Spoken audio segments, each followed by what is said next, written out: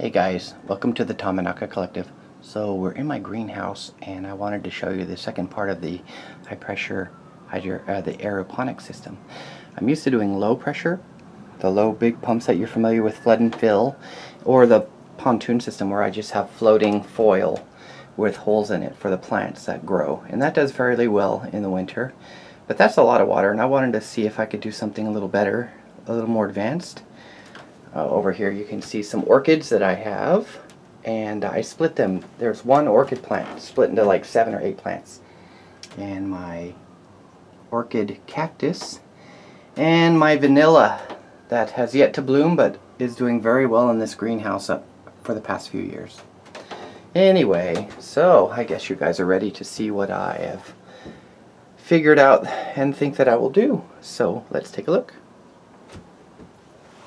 So my normal system has 8 available slots for plants, but what I'm hoping with this high pressure aeroponic system is to have 2 pyramids in a bucket, basically a bin, that can hold like 40, well actually more than 40 different plants. Hi Panny. And so they're not going to be big, so they don't have to be big holes, and they're going to be lettuce and things like that, and it'll be sealed like little tape on the bottom to keep them in, but so far they'll drip down. So on the top there's holes, and you can see the lighting that I'm using is induction lighting, and I usually use that for my peppers and stuff, but this year I'm going to see if I can grow a lot of lettuce, cilantro, you know, things like small basil maybe that won't take up a lot of room. And there's enough room here to do, you know, less than 80, maybe about 70 or so plants. And it's also in the back is drilled, and it should get equal light. And so what I did was I put the pump up here, not the most ideal place.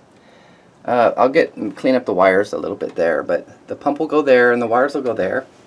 And if you can tell by the top of the pyramid, there's a hole, and that is for my wands. The wands will go in the center of the hole, these guys.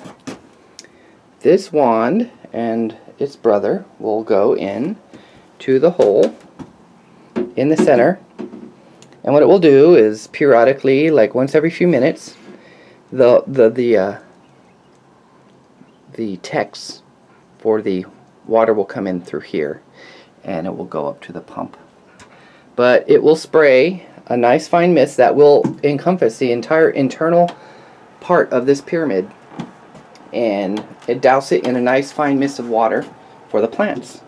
So I think that'll be very cool to see.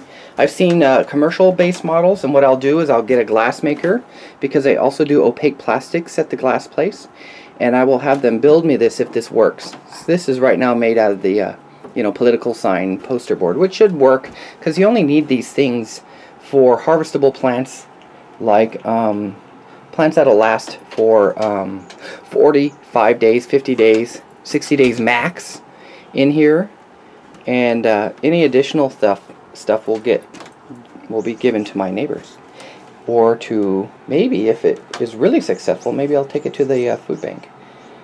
Yeah. So anyway, my heater has kicked in because this place is maintained at 60 or above, even in the dead of winter, and my door is open, so that is what happened.